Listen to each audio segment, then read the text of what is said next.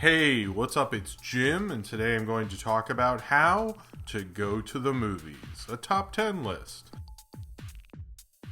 I go to the movies a lot. In fact, I go to the movies pretty much every week. And it's often annoying when you go to the movies with someone who never goes to the movies, or you're in a theater with someone who doesn't go to the movies very often, and you have to deal with their dumb, I never go to the movies bullshit. And so I've often thought, why don't I tell the people all the things that I do to make my time at the movies more enjoyable? There are ways to save money and just reasonably make things more enjoyable for you, the movie goer. And there's a lot of stuff that's like fairly easy to do that people just honestly don't realize or don't just take the 2 seconds to do them. I mean, it's fairly easy shit, and I'm sure most of you watching are like, I do all that stuff already. Why are you such a dick? And you can leave that comment and you'd be justified in doing it. But if you don't do any of these things, I will tell you the pros and cons of them and all that good stuff in a handy little top 10 list. Number 1 is get a theater loyalty card. Now, most theaters give you a loyalty card for free, and those are great. I have a Regal Cinemas one. Most of the other theaters have free ones, and you just go to the box office, you fill out a thing with your name and address and stuff like that, and they give you one. You just swipe it every time. I usually just use the machines because I don't like to interact with people, but most people, I guess, use the box office and like to wait in that line and all that stuff, which is what you will have to do the first time you get the card. But if you use it every time, even if you don't see movies that often, the Regal one, every certain amount of points you get like a free soda and a free popcorn, and then eventually a free movie ticket. They do have expiration dates on them. It's usually like a couple months later, 2 or 3 months later, and it's pretty reasonable. It helps you save money, and it's free, and there's honestly really no reason that everyone shouldn't get one. But it's just an easy way to save money going to the movies. Now, the other one I have is the AMC Stubs card, which is $12 a year, which ends up being about $1 a month. And that one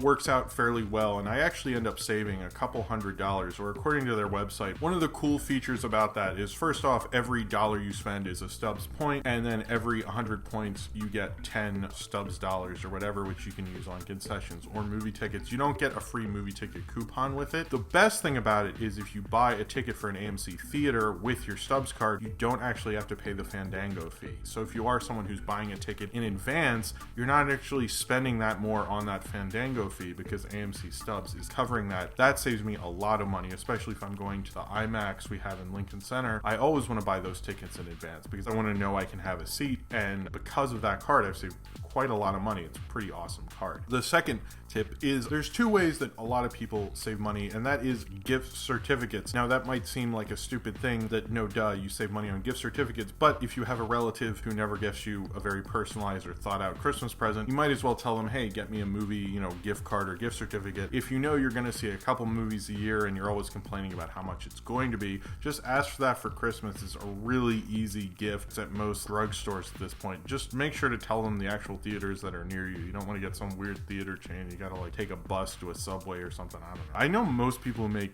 reviews on YouTube actually do that. So the other way is I actually have Movie Pass. Now, Movie Pass is a program where you pay $35 a month and you see unlimited movies in the theater, but there's a lot of stipulations to it. First off is if you see a movie, there's a clock for 24 hours that you can't use it for another 24 hours. So if you want to see one movie, get dinner, see another movie, which I often do, or something like that, you can't use it again, so you have to wait 24 hours. The other thing is you can't buy tickets in advance with Movie Pass. Some theaters do it, but very few do. At this point, I think that's something they're trying to improve, and you can't buy tickets for IMAX or 3D or anything like that. Movie Pass has its benefits because in New York, it's about $14.50 for a movie ticket. So for me, $35 a month, and I'm going to the movies once a week, ends up saving me money, sometimes more than once a week. So it definitely saves me money. But the other thing is it's only covering my ticket. So if I go to the movies with my wife, it's actually only paying for one ticket, so I actually have to buy one ticket and then buy another ticket, especially because I'm using the machine and all that stuff. Take all that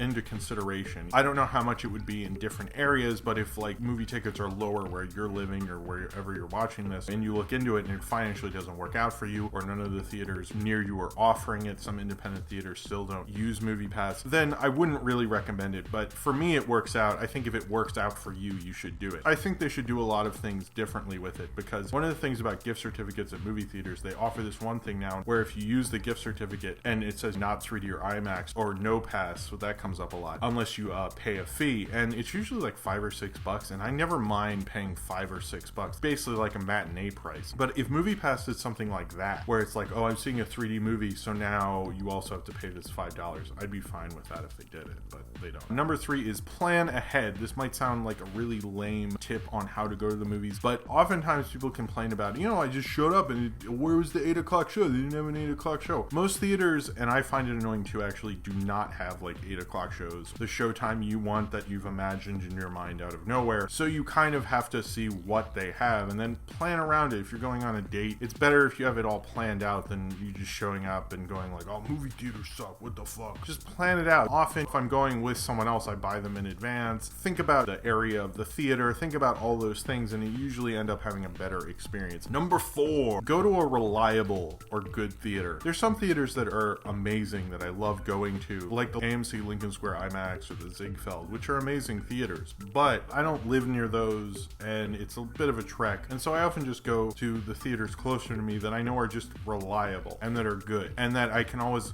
count on the picture being in focus and the staff being helpful, and if there is a problem with the movie, them giving me a pass to see a free movie. Those are things that are important, I actually feel. If you're gonna go see movies all the time and there is a problem and they're more than willing to be like, hey, we screwed up, we're sorry, everybody, here's a free pass, you can use it whenever you want. And a lot of the smaller independent theaters, and not art theaters, I've noticed smaller independent theaters that play like big movies usually are like really nervous about it, and they'll make you wait in a line and maybe somebody might come out. I don't have time for that crap. I get that it's hard being a movie theater and stuff, but if you're really gonna do crap like that, be nice to everyone. When I've been to bigger commercial theaters and there has been a problem, they've rewound the movie, they've apologized, they've been really courteous, they give you a free pass, and I'm not pissed off, and like everybody's fine, and it's like the whole situation is over. And anytime I go to an independent theater and the picture's out of focus, I've had the projector blink on and off, it's like people are yelling at them, they don't know what to do. That's bullshit. Like, just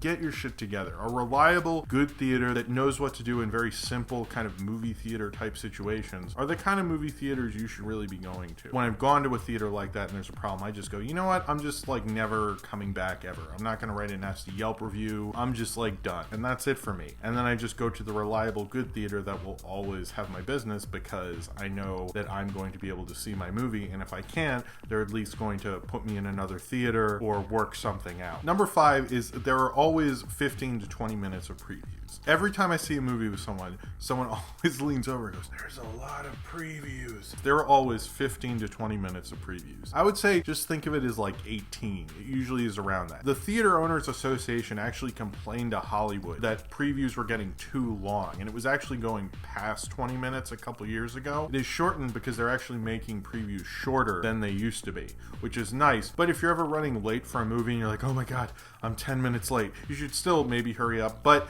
don't be as worried because you still have a little bit of time. Just relax and go, oh, there's always 15 to 20 minutes. As soon as I realize it's like a clocked out thing, it doesn't really bother me. I honestly like seeing trailers. I enjoy the movies, but a lot of people complain about them, especially if you end up seeing 4 or 5 trailers in a row of movies you do not like or trailers you do not want to see, and that does suck, but it's usually about 15 to 20 minutes. So think of it that way. I really wouldn't, if you're running late past 15, you're probably gonna miss part of the movie. Number 6. This one, I'm surprised more people don't think about, but what time you go to the movies does determine the audience you get. And this is actually something that I wish kind of more people would think about when they're going to the movies. If you go to the movies and it's like 3:30 and it's a Friday and it's right near a high school, it's gonna be a little crazy and you're gonna have to deal with crazy high school kids who just started their weekend. You don't want to deal with that. So think about what time you're going. If you don't want to deal with a ton of people who are just suddenly there on a Saturday night, go on Saturday afternoon or go early Saturday, or figure out a time that's the best relaxed time for you, or if you're gonna deal with that, be cool about it. Don't suddenly be like, and all these people were there at Saturday at 8 o'clock. Just think about what movie theaters are like. I think most people know what the peak times for theaters are, but just have a realization about when you are going and the kind of audiences that are there. Think about, well, I really want to see this, but do I want to deal with them? And if you don't, then go to it at a time that's better. If you don't have another time, that's just how it works out. But I always consider consider that. Number 7, don't over order at the concession stands. I don't understand when I'm in line, and usually if I am in line, it's just to get a soda or use my coupon to get a free soda, is there's like always this person who buys like a pizza and a huge ass drink and popcorn. Like, that's weird. Why are you buying a pizza at the movies? I've never understood that. It doesn't look good to me. Unless it's the Alamo Draft House or Nighthawk in Brooklyn, then there's really no reason to buy all that stuff. I know it helps the theater, and if I like a theater, sometimes I'll just buy a soda or something just to give them some money, because I know they don't make much off of the ticket prices, but still, it's just like, Jesus fuck, like, what is wrong with you? I had food poisoning once because of popcorn, so I actually don't have popcorn ever, and it always made me feel gross anyway. It makes me feel like I'm sweating butter. But some people go like nuts, like they spend more than they've paid to get in on canteen stuff. I just think that's weird. I don't do that. But let's say you do want to do that for whatever reason. If you are going to do that, show up early, like, so you can watch the pre-show stuff, like that amount of time. You're gonna be carrying all this stuff. I've seen people running with big tubs of popcorn, making all sorts of mess. You don't want to do that. Just go early enough so you can buy all that stuff. That also plays into what time you're going to go, because if it's going to be crowded, the lines at the concession are going to be long. So if you're going to do all that stuff, plan it all out so you can do that. So with number 8, try to get the best seat for you. Often I see movies by myself. If I'm seeing it with another person, I usually just let them pick, because the seats I want to pick by myself are usually like seats nobody wants to sit in, like, ever. It's usually like, you know, the handicap seats. If there's no one handicapped there, if someone is there, I'd obviously move, or like close to the front or something like that. But also think about, like, do you think you will have to pee during this movie? Then pick a seat near the door. Or are you expecting a call that you'll have to run out during the movie? Think about stuff like that if that applies to you. If you're going with a date, I always say let the date pick the seat, because I never sit in the stadium style seating. It's like, I only do that if I'm seeing a movie with my wife. Number 9 is turn off your phones. And this has become a problem, and I've noticed it's become an even bigger problem, because people are now not only leaving their phones on and checking them during the movie, but also like Snapchatting parts of the movie, which I think is weird. Like, it's not gonna look good on your fucking phone. Just turn it off. It's actually good for your phone to turn it off once in a while. Give it a rest. Like most people, like myself, is like, we're leaving them on all the time. They're an alarm clock, they're everything.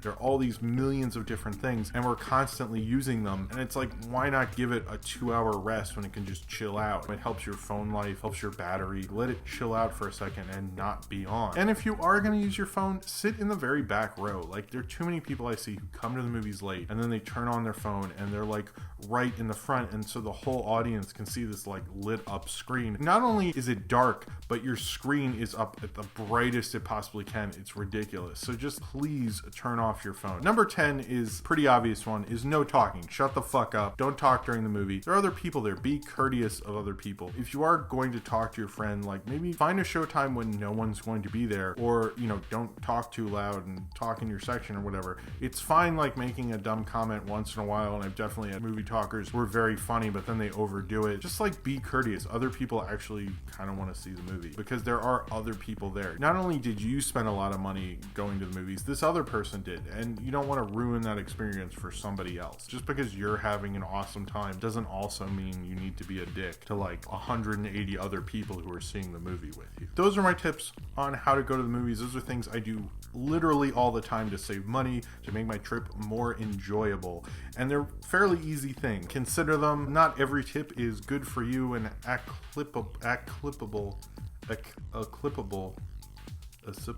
whatever. Not everyone is good for every experience in every theater and whatnot, but just consider them, because a lot of times when I started doing all these things, it made my trips to the movies a lot more enjoyable, and I hope it makes your trip to the movies a lot more enjoyable as well. If you have any tips on how to go to the movies and you would like to talk about them, then comment below in the comments and tell me, you know, little things you've done so you can share with the people how going to the movies can be easier. Thank you very much for watching, and subscribe if you would like to.